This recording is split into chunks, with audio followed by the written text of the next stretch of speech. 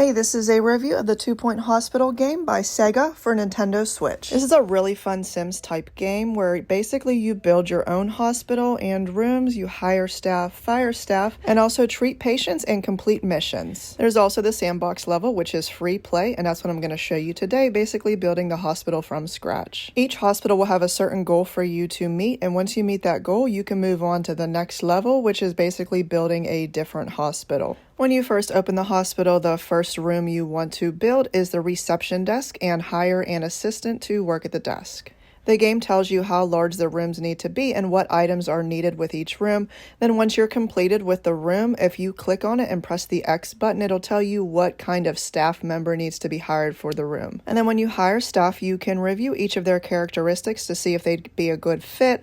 I try to stay away from the ones that have negative characteristics. The next room you want to build is the general practitioner's office, so you can hire a doctor to diagnose the patients. There are extra items you can add to the rooms whenever you want to increase staff and patient satisfaction, which is some of the goals on the different levels. They want them to be satisfied. And you want to be sure to have at least 1 to 2 benches outside of the general practitioner's office because patients are going to be waiting and they get upset whenever they're sitting and bored. Next up is the general diagnostics room, so you can diagnose the patients. And you'll see notifications pop up of telling you which rooms you need to build. This guy pops up at the bottom and he says he wants a ward built. Here I am hiring a nurse for the general diagnostics room. And don't forget to put a bench outside of the room for the patients. You also want to put drink and snack machines outside of the rooms for patient satisfaction and also a way for the hospital to earn more money. The white envelopes with the green figures at the bottom of the screen are notifications for different rooms to build, patients to be treated, and general information for you to read. Don't forget to hire janitors to clean up messes, refill vending machines, clean the bathrooms, water plants, and many other things. One thing to note, on each hospital level, you can have up to 8 buildings, I believe.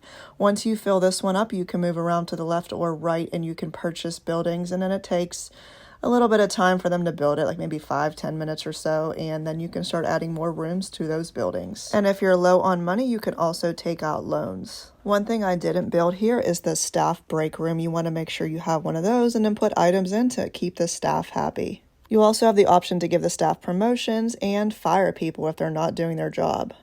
Overall, this is a really fun game to play. Each level and hospital requires different things and different goals to achieve, so you're never bored.